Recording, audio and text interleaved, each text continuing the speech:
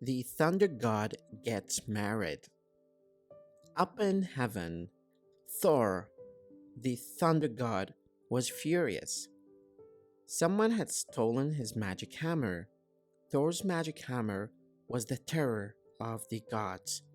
Whenever he threw it, it killed anything that it touched and it always returned to his hand.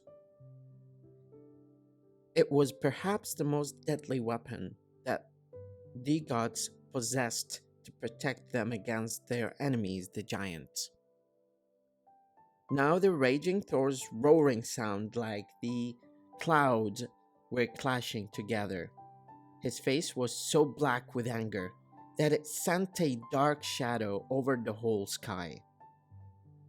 As Thor grabbed blazing lightning bolts and hurled them, the mischief maker god Loki came nervously to see him.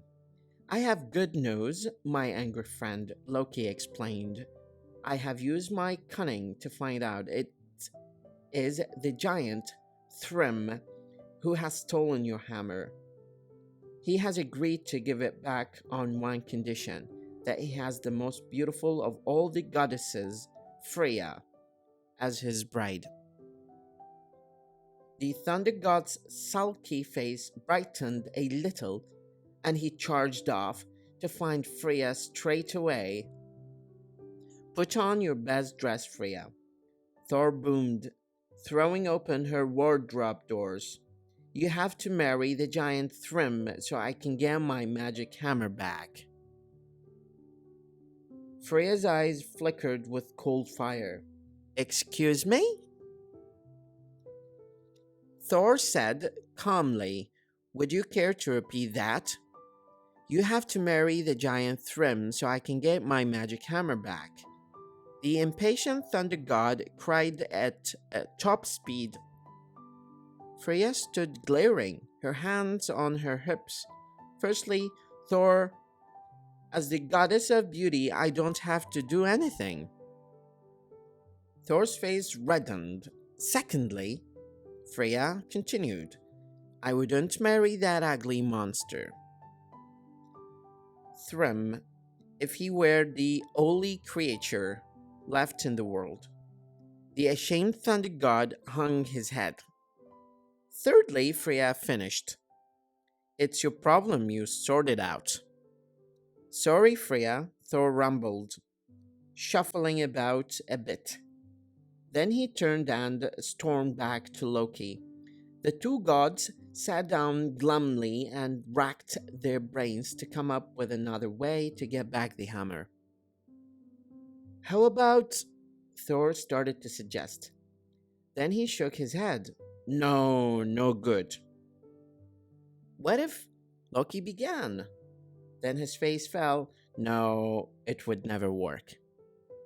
It looked as if Thor's magic hammer would have to stay in the land of the giants forever, until the god Heimdall had an idea. "That's absolutely out of the question," Thor thundered. "Outrageous," Loki squealed. "I'll never do it." "Well, you come up with another plan then." Heimdall laughed, knowing that there wasn't one.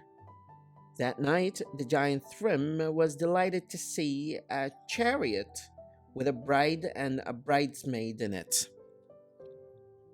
Rumpling up to his castle, "It's Freya," the gormless giant gasped with delight. "I shall gladly give back Thor's magic hammer in return for the most beautiful wife in the world."